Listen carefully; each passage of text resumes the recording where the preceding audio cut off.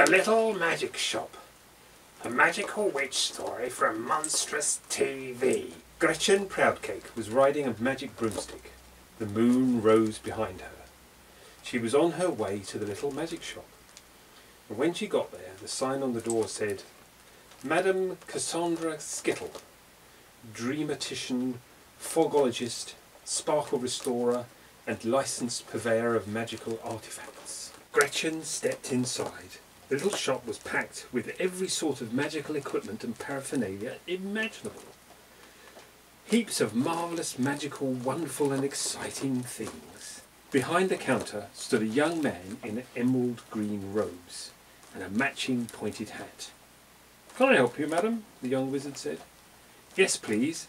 I'm looking for an orrery to help me foretell the future by studying the movement of the stars and planets." "I see. Just one moment." He went out of the door behind the counter. Gretchen admired a splendid orrery made of brass, exotic woods and carved bones, whilst she waited. The green-robed wizard soon returned. "Mrs. Skittle will see you now."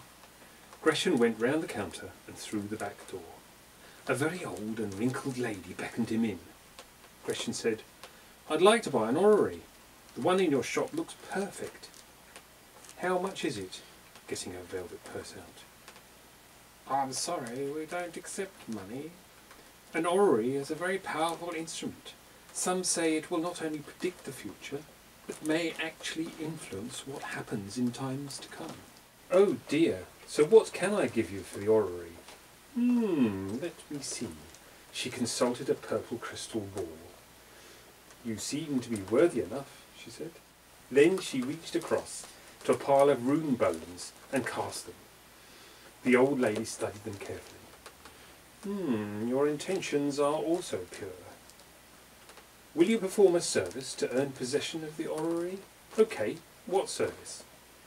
"There is a young lady trapped in the body of a goose. Will you help set her free?" "All right," Gretchen said. "Excellent. My apprentice will show you what to do." She rang a tiny silver bell, and the green-robed wizard came in again.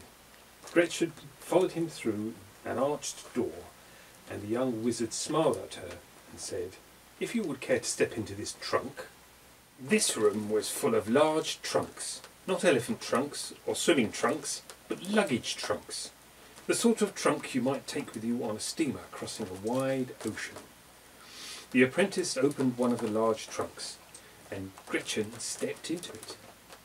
"You'll need these," he said, handing her a pair of old grey woolen socks. She accepted the only slightly cheesy socks and magically sank into the trunk. She heard the lid close above her.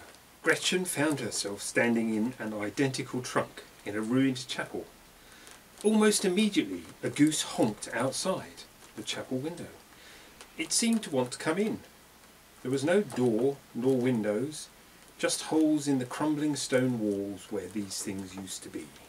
Gretchen stuck her head out of the door opening and beckoned to the goose. It honked gently and waddled in. As the goose approached the altar, it grew taller. The creature's elegant neck shrank and its wings turned into snow-white arms.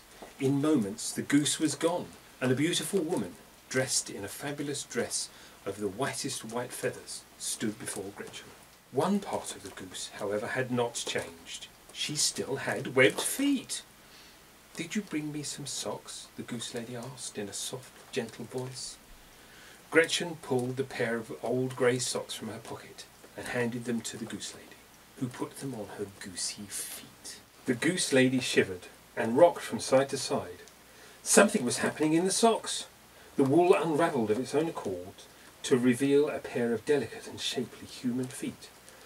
"Oh, thank you," the goose lady said gratefully. When Gretchen returned to the little magic shop via the magic trunk, the green-robed wizard said, "Would you like your orrery delivered by flying carpet post tomorrow?" "Ooh, yes, please."